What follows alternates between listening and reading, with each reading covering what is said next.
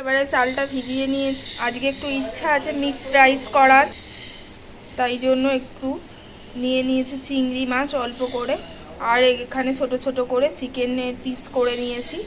এবারে আর দেখো 2 পিস ডিমও নিয়ে নিয়েছি মিক্সড রাইস করব বলে। আর এদিকে চিকেনটা পুরো ধুয়ে রেখে দিয়েছি। চিকেন কষা বা চিকেন রেজালা যা হোক কিছু একটা করার চিন্তা ভাবনা আছে, কারণ এখনও বুঝতে পারছি না কী করব, তাই জন্য এটা নিয়ে নিয়েছি।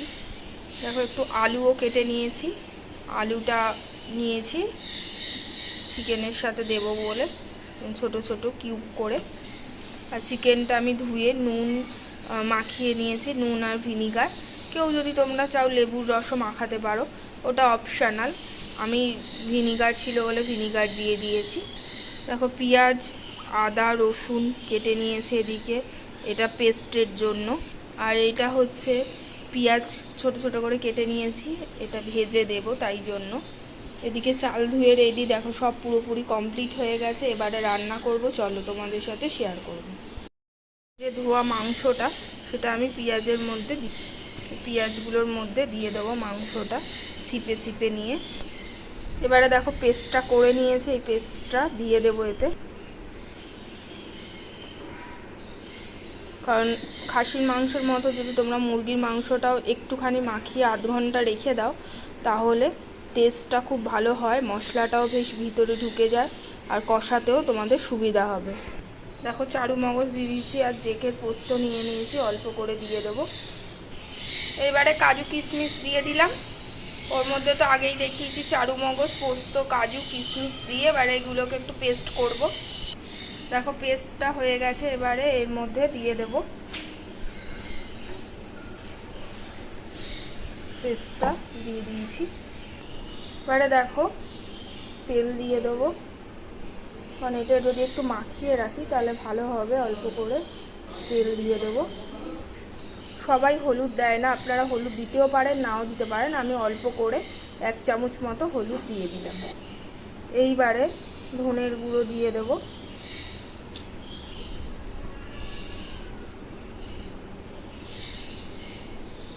অল্প 3 চামচ মতো ধনে গুঁড়ো দিয়ে দিলাম।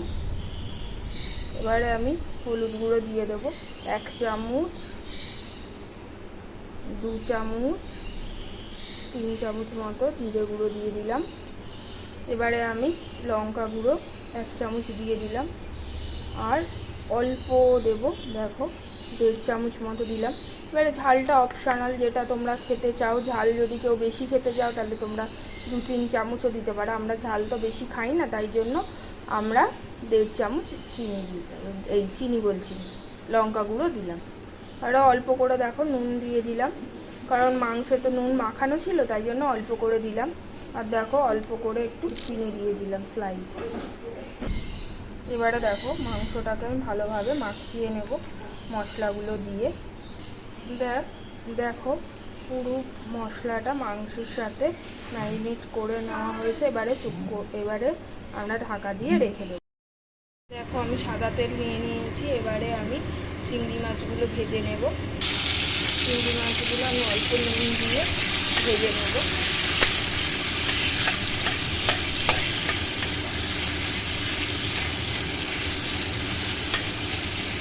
খাবো না। এই যে চিংড়ি মাছটা দেখো জল বেরিয়েছে, ভাজবো ভালো করে। দেখো চিংড়ি মাছটা ভাজা হয়ে গেছে, এবারে আমি তুলে নেব। দেখো ডিমটা ভেজে দিচ্ছি,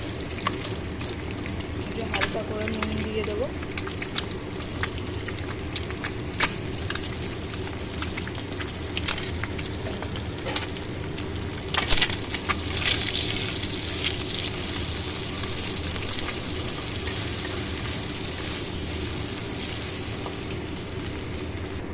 এবারে দেখো তেল দিয়ে দিয়েছি, এবারে চিকেনগুলো দিয়ে দেবো ভাজার জন্য। মাংসগুলোর মধ্যে একটু মশলা দিয়ে দিয়েছি দেখো ভাজার সময়, একটু পেঁয়াজ আদা রসুন পেস্ট, আর একটু ধনে জিরের গুঁড়ো, আর একটু লঙ্কা গুঁড়ো দিয়ে ভালো করে মাংসটাকে একটু কষিয়ে নেবো, ভাজা ভাজা করে নেবো, তার জন্য দিয়ে দিয়েছি।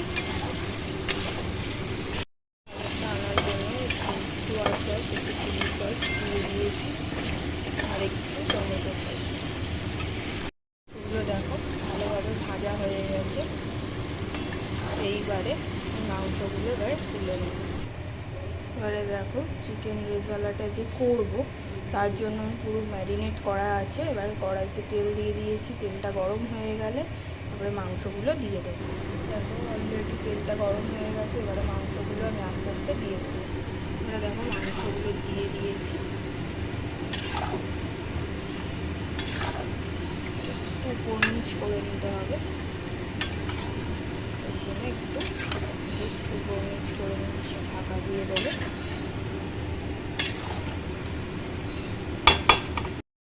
জলটা ফুটে গেছে, এবারে আমি চালগুলো আস্তে আস্তে ছেড়ে দেবো, ভেজানো চালগুলো। ওটা আমি লো ফ্লেমে দিয়ে ভালোভাবে আস্তে আস্তে করতে হবে এটাকে। আস্তে আস্তে অনেকটা ফুটে গেছে, এবারে একটু উপর নিচ করে দিতে হবে মাংসটা, কারণ মশলাটা যাতে ভালোভাবে কষে, তাই জন্য।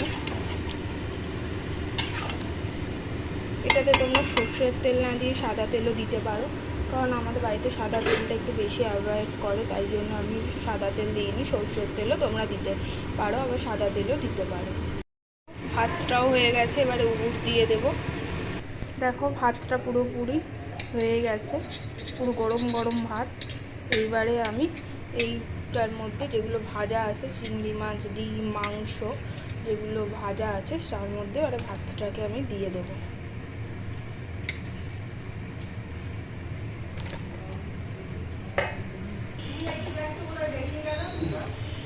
দেখতে পাচ্ছি না আমি, দেখো। এবারে আমি ভাতটাকে আস্তে আস্তে পাইল করব, এগুলো দিয়ে।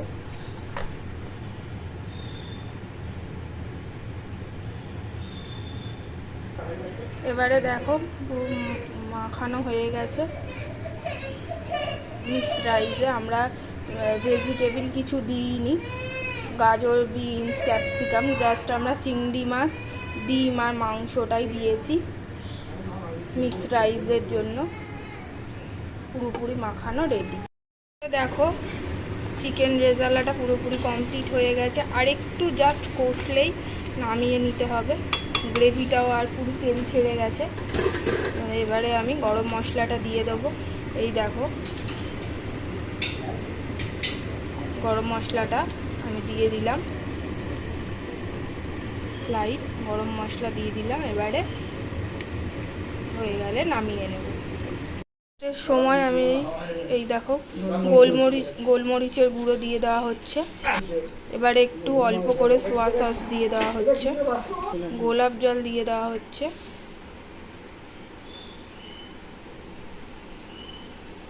দেখো 3 ঢাকার মতো দিয়ে দেওয়া হলো।